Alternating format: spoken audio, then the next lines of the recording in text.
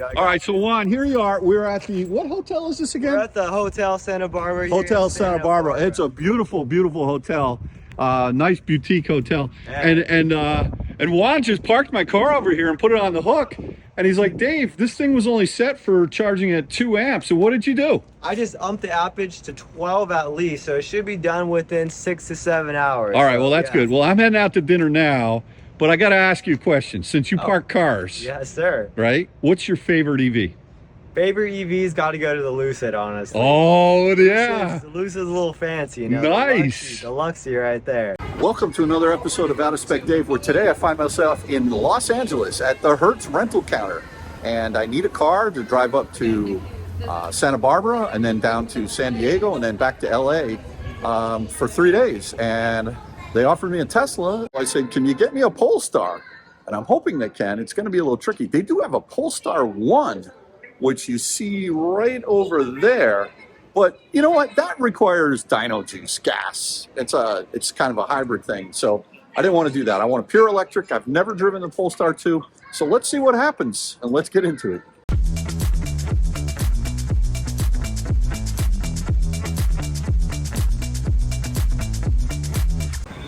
So you can see they've got these beautiful Polestar 1s, which are really cool cars. I've never actually driven one of those, but I really want to experience the Polestar 2. So it's sort of a little bit of an unconventional unit for Hertz. They are really pushing the Teslas here, but at the I can't remember which unit it was that was next door to here. It was one of the competitors to Hertz. There was a sea of Polestar 2s. I mean, literally hundreds of them in a parking lot here at LAX. I mean, I've never seen so many. A lot of them were brand new, and maybe it was Enterprise. I can't remember. But look, I'm excited to try a Polestar 2. There's that Polestar 1 there. There's that Polestar 1 right there. And they do have lots and lots of Teslas here. But like I said, I want to try something different. So we're going to give it a shot. And what do I see over here? Is that, could that be my ride? Destination-based hiking? Or just I think it might be. Somewhere in the back of the lot, they found themselves a Polestar 2. I think that might be my ride. But wait, there it goes. Where are you going? Oh, he's spinning around. Is that it? You think so? All right. I like the color. Okay, well, there it is. The Polestar 2 does not look like it's the performance pack. I guess this is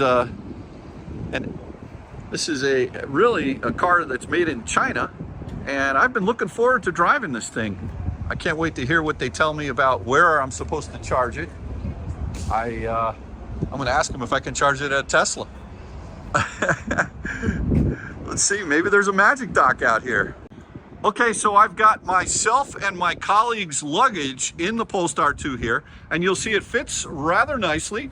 I traveled light, my buddy did not, and what you do here is it's got a soft close or a power close there. It's really funny, I was just getting the training on how to use this Polestar 2 from the nice, lovely lady here at Hertz.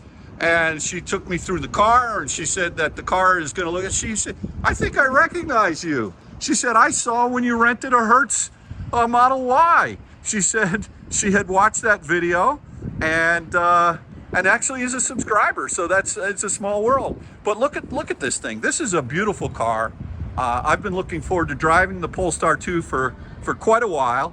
And, you know, you can see the difference here between the Polestar 1 and, I mean, the lines on this Polestar 1 are just beautiful. Someday I would love to drive one of these. But, you know, I'm really sort of into the whole EV pure electric right now. So that's why I'm going to try this Polestar. It was explained to me that, you know, because this is obviously not a Tesla, I will be, I'll show you in a minute here inside, but what I can do is pull up the different stations as to where I can charge this car. And when I get to the station, what I'll have to do is, you know, square up with the station economically, however I do it on my own. So clearly not as seamless as Tesla actually billing Hertz directly onto your charging card. So, you know, my advice is that if you're a real novice and you want to try out a long distance trip by renting an electric car from Hertz, I would say start with the Tesla. And then once you get a little bit of experience under your belt, then maybe go off to the CCS car, which is what this one is. So yeah, so I'm gonna hop in, give this thing a whirl. I'm gonna be driving up from LAX up to Santa Barbara. I've got a dinner up there and then some appointments in LA, and then I'm gonna be driving all the way down to La Jolla and then back to LAX for catching a red eye.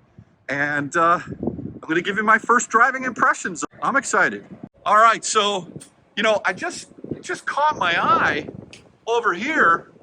I thought they had only Teslas. Check this out, there's another Polestar one over there, but you know, it's like tons of Teslas over here. But looky here, what do we have here? An EV6. Now, I didn't realize they had an EV6. Maybe it's already reserved for someone else.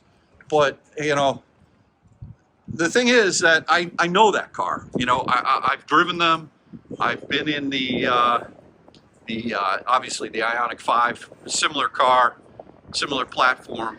But, you know, today for me, it's all about the Polestar. So, but it's good to see they've got a couple of different brands here, at least at LAX.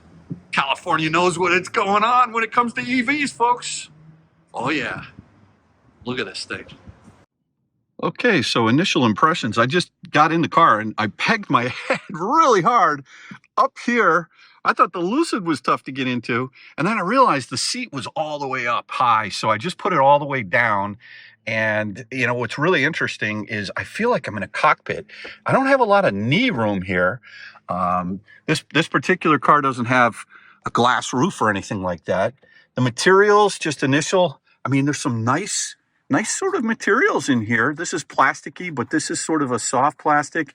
Pretty nice. The seats are some sort of a fabric or cloth seat, and yeah, I feel like I'm in a little bit of a jet fighter cockpit sort of angle sitting back. I think let me just figure out how to change the rake of the seat. But yeah, so what I was told was that if I hit this little charging station, then I can see all the different charging. They have it so that you can figure out where you're going to charge. It tells you if it's very fast or fast, slow, fast, slow. You know, so let's see. Here's an EV Go. Let's see what they consider fast there. I don't know if it tells you. Oh, fast CCS, 50 kilowatts. Okay. All right. So you got to be careful. That is not fast. Let's go back up here and see what perhaps EA says. All right. Very fast. Oh, I see. Very fast. We've got four 350s and 15 150s. Okay, you know what? That's very fast. I agree with that. And it looks like the map it's got it all out to take you right there. And then when you get there, you just got to pay, right? You know, whether or not I've got an account that I can pull up, and I paid $4 a month so I can buy down the rate to about 31 cents a kilowatt hour, which will be good. So I say, see how this thing goes. So one of the things, this looks like it's a brand new car. I mean, you still have the little plastic on here. I just found another piece of tape. Well, you've got conventional windows. It looks like your mirror here control is pretty conventional. Memory seats. But what's interesting to me is I was looking for the seat angle, and you would think that it would be right here, but it's not. And what it is it's a manual turn thingy, kebab, whatever, which is a little strange to me. Let me look at the back seat here. All right, we've got nice materials again. This cloth seat isn't bad. Let me see if these seats, they don't really look like they angle back at all. But yeah, you got to be a little careful. I pegged my head getting in it right here. Now with the seat a little bit lower, let me see if that happens again. Oh, okay. No, it didn't. It was fine. I didn't hit my head that time. So, all right. Let me figure out how to drive this thing. We've got it's delivered at an 80% stated charge, showing a estimated range of 200 miles, 210 miles. I like the fact that it is, well, first of all, I like the fact that it's 60 degrees out. You gotta love LA.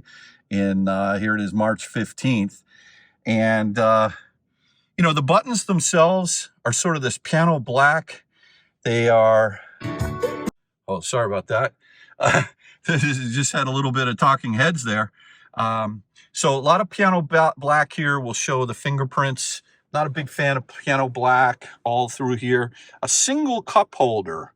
Okay, there's going to be wars in the Connor family if there's a single cup holder. If you want to have this armrest forward, you can't even put one drink in there if this is where you'd like the armrest to be. And then when you want to find the cup holder, you can put it in there, which is fine. It's pretty deep though, so if you have a shallow coffee cup, it's hard to actually grab it. And then lift this up, and then there it is down in there. And I mean, and then you got to leave this up to be able to handle it. So that seems a bit strange to me. One positive thing is you do have the grab handles on all four sides in the car, which is nice. So that's good. A little bit of maybe an iPhone pocket right there, which is pretty good. You do have a place for a cup holder here, but yeah, this is kind of a poorly designed center console. It takes up a lot of knee room, as I've mentioned, but overall, yeah, a little bit strange. I'm going to try and figure out how many actual total miles are on this car, because I have a feeling it's a brand new car that they were just trying to prep for me. But yeah, I mean, it's kind of interesting. The buttons, they feel a little industrial, nothing super premium there, but very functional. Looks like there's I don't know if these are 2 charging ports here, wireless charging ports. Kind of a nice place to put your phone, although if you put your phone there, you can't see your phone, which is interesting. I have to figure out if this has CarPlay or not, and if so, is it wireless CarPlay? But yeah, I mean, that's kind of a little bit of an interior tour. I like the seat. The seat design is this is kind of neat. Sort of looks like if it were white, I feel like I was maybe in the dentist chair. And then kind of a cool design in the back. I don't mind this material in the seat. Sometimes, you know, with I don't know if leather's the best material to put in a car. You know, and some of these fabrics, I think I actually like a little bit better. And you know, it's a really nice looking car so far. So far, so good. Okay, so I do see this car has 768 miles already on it. So it's not brand new, but it's pretty new. And I'm definitely not the first person to drive it. So even though I thought I was, I'm not.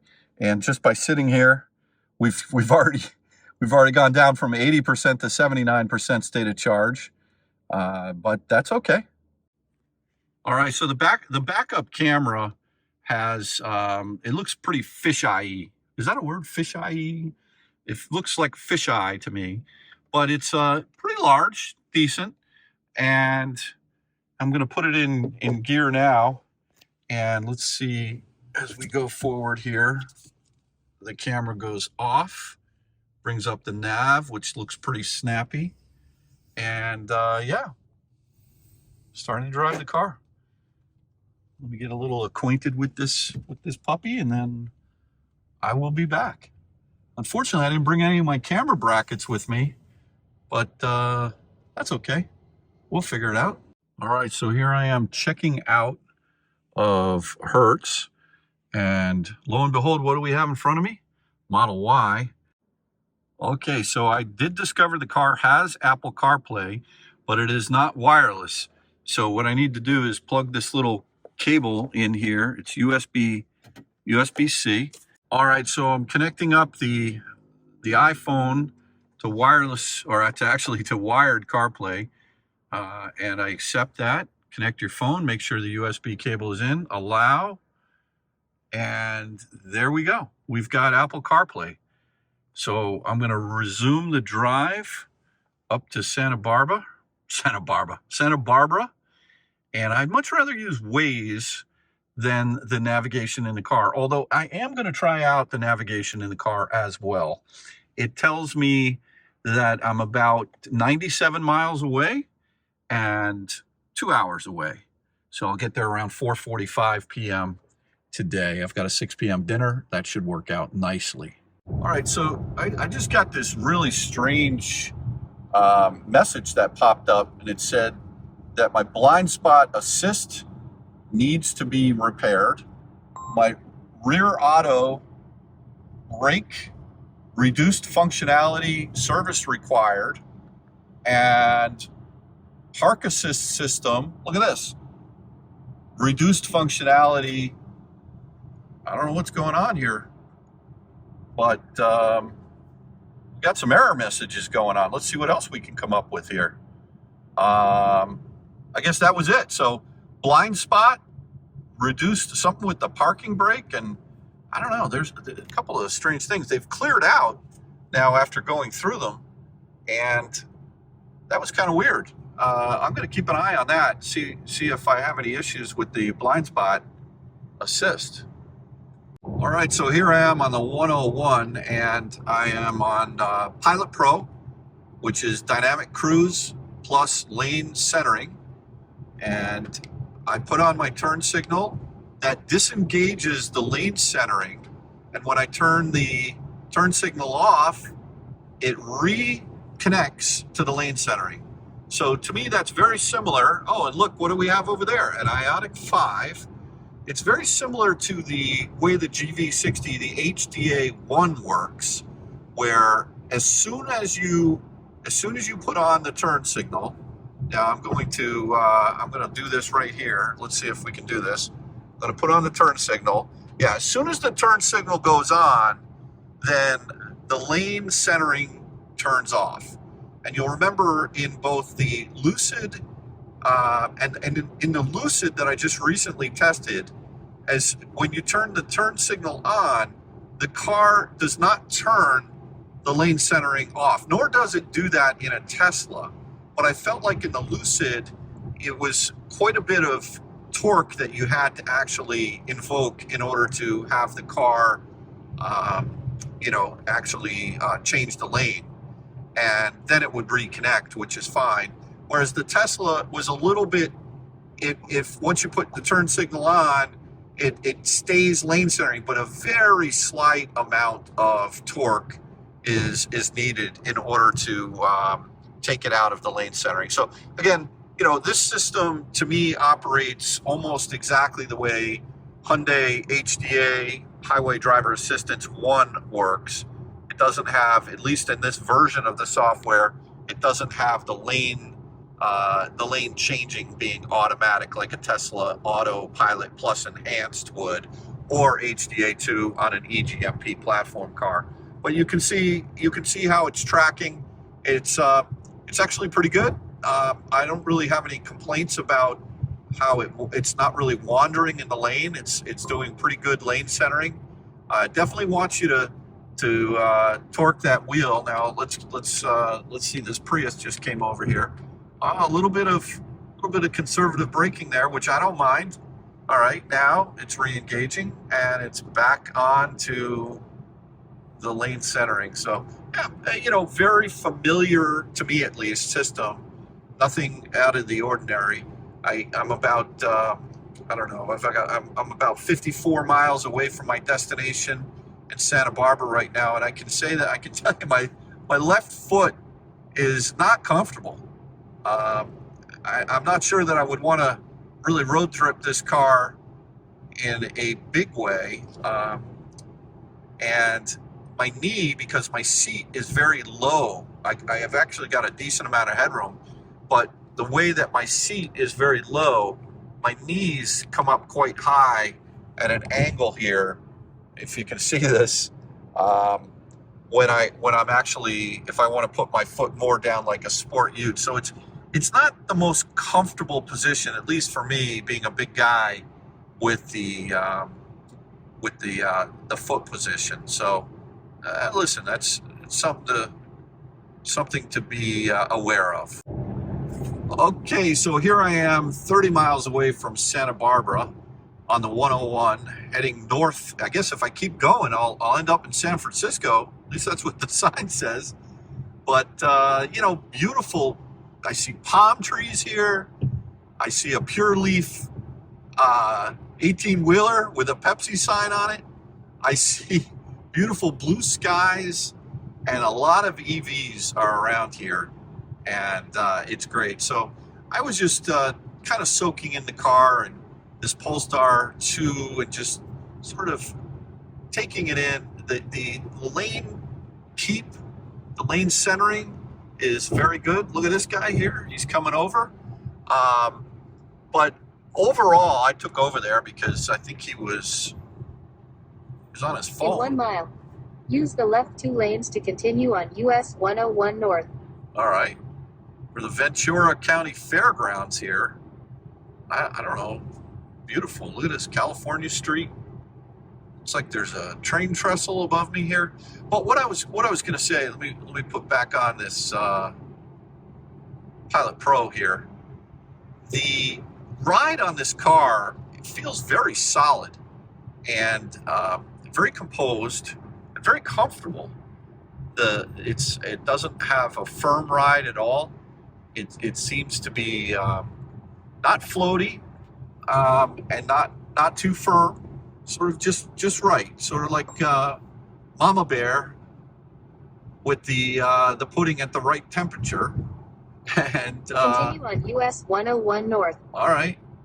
Continuing on US 101 North. The lane centering is, like I said, is very good. So, you know, comfortable car here. I'm not getting beat up. This Continue road is straight for 25 minutes to exit 99A Mission Street. all right. I will do that. So this road is not super smooth. It's a concrete road, and it has quite a few sort of ups and downs, and it's a little bit bumpy, and it's not beating me up at all. So I'm pleased with the ride here. Well, here I am driving on the 101, and I looked to my left. I didn't realize there's the ocean over there. We have hit the Pacific Ocean, and I guess this is the PCH, Pacific Coast Highway, which I've actually been on quite a few times. I just forgot about it. It's been a number of years since I've been on this road. It's beautiful. The waves are crashing over there. The beaches are this is the exit here, exit 72 on the 101 for the PCH State Beaches. If I had more time, I would go, but actually they're closed. The ramp is closed there.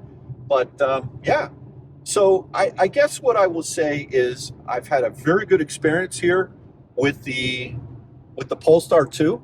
I've learned a lot about the car. I'm going to spend the next few days with it and learn a little bit more. Just my knees are just, I feel like I'm just in a very narrow space, and my left foot, it's just not super comfortable for me. Price point wise, I think these are in the high $40,000 range. This car is made in China, and it is very well put together.